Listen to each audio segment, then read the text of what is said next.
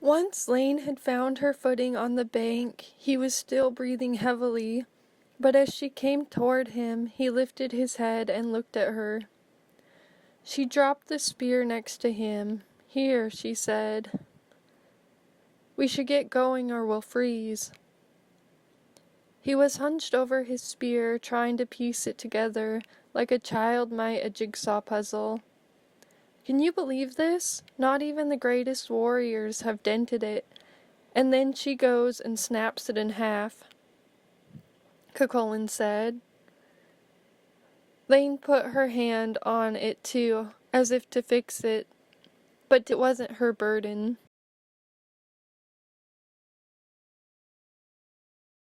As a woman, Morgan was thin and shaking, and it was like she was meeting her old self face to face, while being completely unattached. The anger bent her down. She was a silver spoon bent into a ring, and she set her fingers in motion at the keyboard. She could write some good things when angry.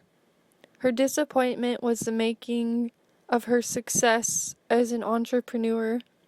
She no longer had the ugly scowl on her face or the crossed eyebrows. Was she actually wearing makeup? Or was Morgan's eyes just glittery from tears? Okay, her one eye, the one he hadn't stabbed with his spear. She was the movement of the creative universe, able to see clear without her physical eyes. She was vision. She was starting all over again, in some rags and seaweed, on what seemed to be a new and foreign shore. The best thing she could do to build her future was turn into a black raven, which to her meant prestige and success. The raven was relentlessly picking at itself as soon as it appeared again, on the ground in front of her, plucking away its own feathers. "It may seem time to cease by stripping bare your branches," Laine said, "but it's not the end. It's the double blessing of a new beginning. You can dream big and create your own story." Laine watched Raven fly. Morgan flew crookedly into a tree, thinking she was an ugly bird. She had an aspect of regeneration about her. So multifaceted was Morgan, it was hard to keep track of her many features. Laine hadn't fully embraced these qualities in herself. She wasn't ready to admit she was as powerful as Morgan, the Irish goddess of death and transformation. Who could say that Laine hadn't been there in the long ago myth? "How is all this even possible?" Laine asked the bird. "It is a dream, silly, but dreams can come true," the raven answered back. Morgan started flapping her wings. She could sense some impulsive, emotional, unsteady energy that came with change. She also knew she was as strong and as determined as an ox.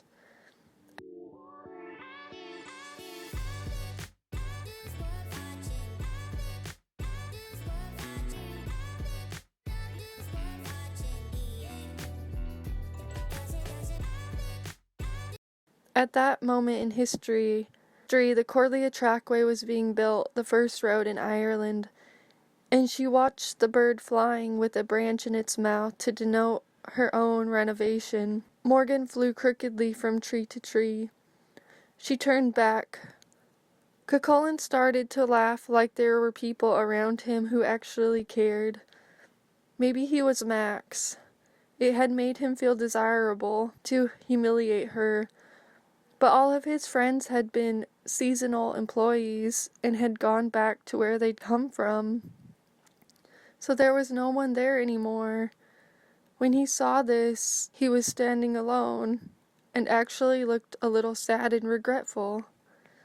"Where are you going?" he asked. When love came around, you didn't always get the choice to be ready for it or not. One had to jump, or it would surely pass.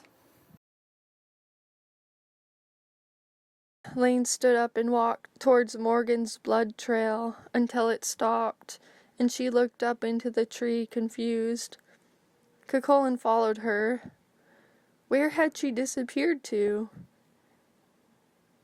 Black feathers had swam down in the breeze as he watched the raven pluck the rest of its feathers, her feathers, surrounding her wound.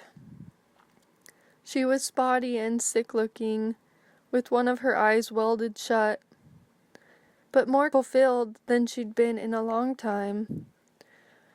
Laine knew from her research the spear had been made from the bone of a sea monster that died fighting another sea monster. She knew it had the fighting spirit of that beast inside it, and was said to leave the victim in a mutilated state. It had granted her humongous staying power.